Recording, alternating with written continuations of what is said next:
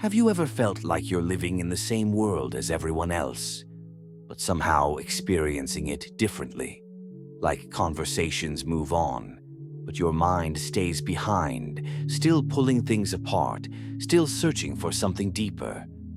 People laugh, respond, move forward, and you're still thinking about what was really said or what wasn't. It's not that you're disconnected. It's that you're noticing things most people don't stay long enough to see. And over time, that changes how you relate to people. Not suddenly, not in a way you can clearly point to, but slowly, quietly. You begin to feel a kind of distance that's hard to explain. At first, it's subtle. You start losing interest in certain conversations. Things that once felt engaging now feel predictable. You notice patterns, the same jokes, the same opinions, the same reactions. It feels like everything is repeating itself, just with different faces. And while others seem comfortable in that rhythm, you start to feel like you don't quite belong in it anymore. Not because you think you're better, but because your mind won't stop moving. Most people don't avoid depth because they're incapable of it. They avoid it because they don't need it. Their lives function just fine without questioning everything, without digging into every idea or emotion. But once your thinking shifts, you begin to see layers in everything. You don't just hear what people say. You notice tone, timing, inconsistencies. You notice what's being avoided, what's being hidden behind simple words. And suddenly, conversations are no longer just conversations. They become something you observe, not just participate in. And this is where the distance begins, because connection is often built on shared simplicity, on things that are easy to understand, easy to respond to, easy to feel. But when your mind constantly moves toward complexity, that shared space becomes smaller. You find yourself holding back, not because you don't have anything to say, but because you already know it won't land the same way. So you simplify your thoughts, you filter yourself, and over time, that becomes exhausting. There's something people rarely talk about. The more aware you become, the harder it is to just be present, because awareness splits your attention. Part of you is in the moment, but another part is analyzing it in real time, watching, interpreting, questioning. It's like experiencing life and observing it at the same time. And not everyone knows what that feels like. Most people build their lives around comfort, familiar ideas, stable beliefs, predictable routines. But when you start seeking deeper understanding, you give some of that comfort up. Because clarity doesn't always feel good. Sometimes it reveals things you'd rather not notice. Patterns in people, in behavior, in systems, even patterns in yourself.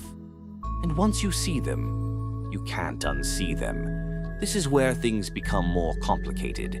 It's not that people openly reject you. It's more subtle than that. They feel a shift. When you question things too much, when you don't react the way they expect, when you pause instead of agreeing quickly, it creates a kind of tension. Not loud tension, but enough to change how people interact with you. Here's something most people don't realize. In social settings, clarity often loses to confidence. People are drawn to those who sound certain, even if what they're saying isn't deeply thought out. Because certainty feels stable. It feels safe, but depth often comes with hesitation, with nuance, with the ability to see multiple sides at once, and that can make you seem less sure, even when you understand more. Over time, this creates a quiet conflict inside you. Do you stay true to how you think, or do you adjust to connect more easily? Do you say what you really see, or only what people are ready to hear? There's no perfect answer, because both choices come with trade-offs. It's easy, at this point, to believe something is wrong, to think maybe you don't belong anywhere, that no one really understands you. But that's not entirely true. The issue isn't that connection is impossible, it's that deep alignment is rare. You're not meant to connect with everyone at that level. Only with the few who are willing or able to meet you there. And this is where everything begins to shift, because depth alone isn't enough. If you can see deeply, but can't translate that into connection, you'll always feel distant. Real understanding isn't just about perception. It's about communication. It's about taking complex thoughts and making them simple enough for others to engage with. Not watering them down, but making them accessible. Because people don't resist depth itself. They resist feeling lost inside it. So maybe the goal isn't to be understood by everyone. Maybe it's to understand when to go deeper and when to stay light. Because not every moment needs analysis. Not every conversation needs meaning. Sometimes connection happens in simplicity, and that doesn't make it shallow.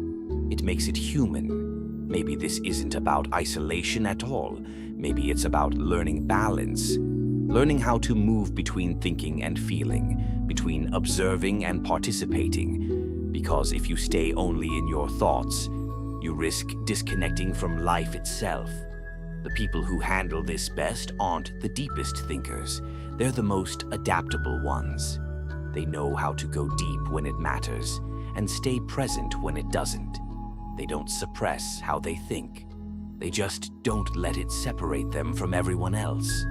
So if you've ever felt like your mind works differently, like you see things others seem to miss, it doesn't mean you're meant to be alone.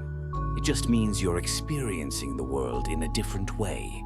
And the real challenge isn't your depth.